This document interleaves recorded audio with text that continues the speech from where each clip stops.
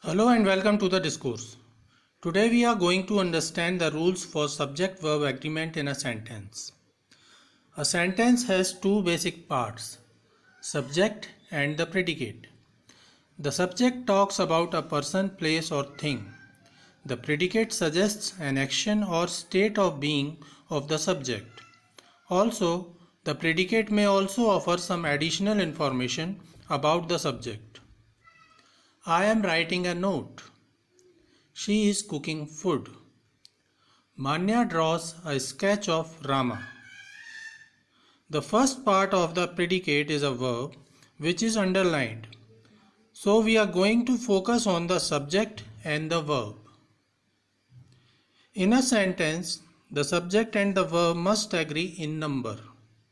If the subject is singular, the verb must also be singular. Now, the general forms of regular verbs are I write, you write, she writes, we write, and they write.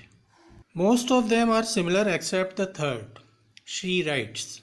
The regular verbs we add s or es while using the third person singular.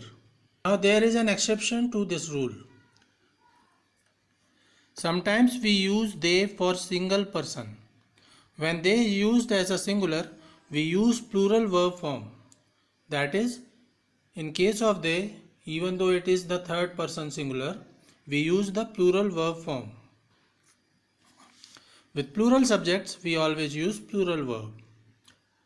Now there can be such sentences in which there are two or more than two subjects while there is a single verb.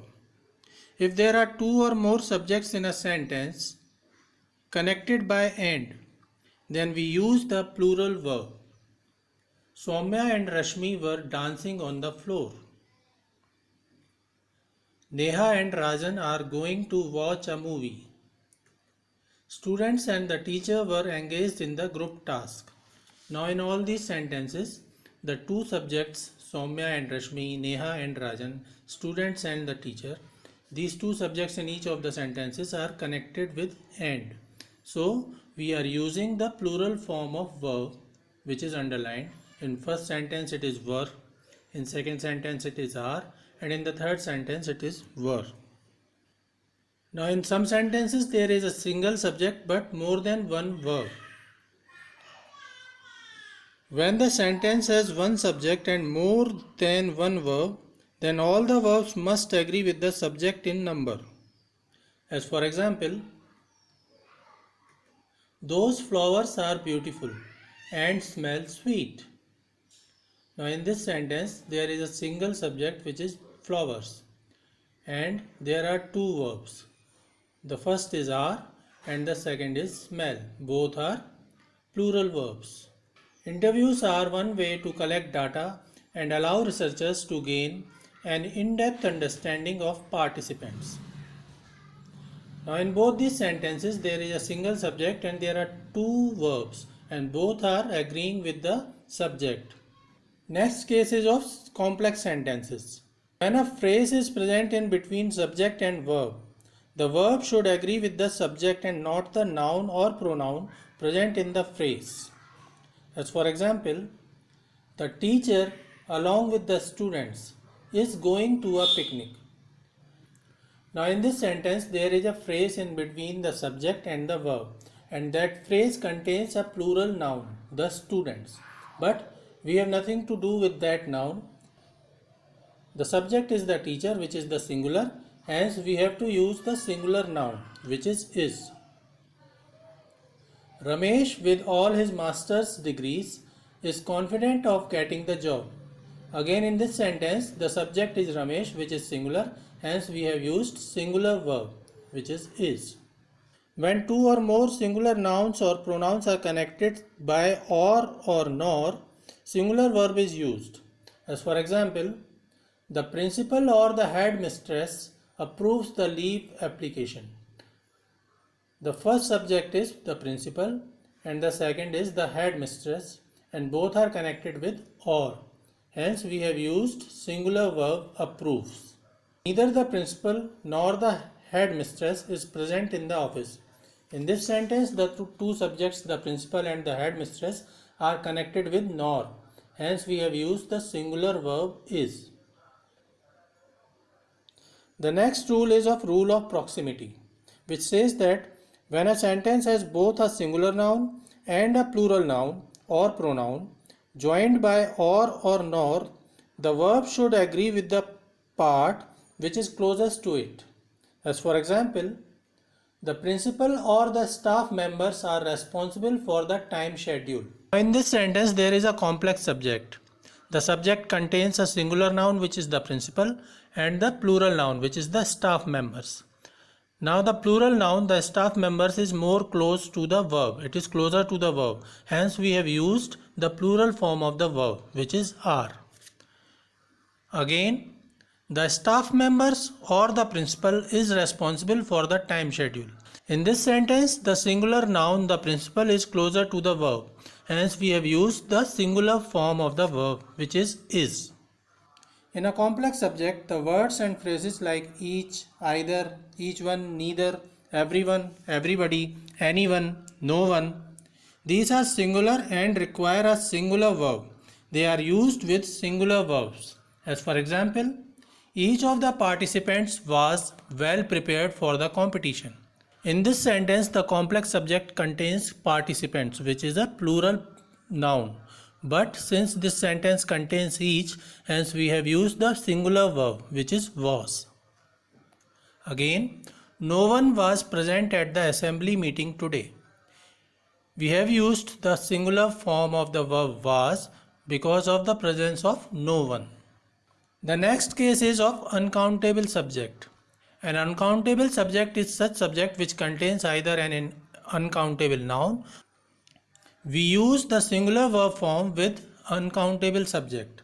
As for example, education is the most pressing issue of our country. Education is the uncountable noun, uncountable subject. Hence we have used the singular form of verb, which is. Diabetes affects many people around the world. Again, diabetes is an uncountable subject. Hence we have used the singular form of the verb, which is affects. Now the next case is of countable subjects. Some countable nouns such as earnings, goods, odds, surroundings, proceeds, contents and valuables. These are such countable nouns that can only be used in plural form. They cannot be used in singular forms. Hence we always use a plural verb with these subjects. The earnings of this quarter are not satisfactory. Earnings is such a countable noun which is always plural. Hence we have used the plural verb form are. The proceeds from the sale go to support the homeless people of the city. Again, in this sentence, proceeds is such a countable noun which is always in the plural form. Hence we have used the plural verb form go with the proceeds. Next case is of such sentences which begin with there. Now in such sentences beginning with there is or there are, the subject follows verb. Since there is not the subject, the verb agrees with what follows the verb. As for example, there is little administrative support. Now in this sentence, is the verb and it is followed by the subject of the sentence. There is not the subject is little administrative support. Again, there are many factors responsible for his failure. Now in both these sentences, the verb is followed by the subject and the verb is agreeing with the subject. It is not agreeing with there is not the subject. The verb is agreeing with whatever is coming after it. The next case is of collective nouns. Collective nouns are words that imply more than one person but are considered singular and take a singular verb. Some examples of collective nouns are group, team, committee, family and class. As for example, the group meets every week. Now group is the collective noun and it represents many people, but we will use singular verb meets with it. Again, the committee agrees on the quality of writing. We have again used the singular form of the verb, which is agrees. However, the plural verb is used if the focus is on the individual members in the group. We already discussed this issue when we discussed the collective nouns. Let us check the example. The committee participate in various volunteer activities in their private lives. Now in this sentence, the collective noun committee is being used, but we have used the plural form of the verb participate with the committee because the focus is on individual members of the committee. The committee participate in various volunteer activities in their private lives. So we use singular form of verb with collective nouns.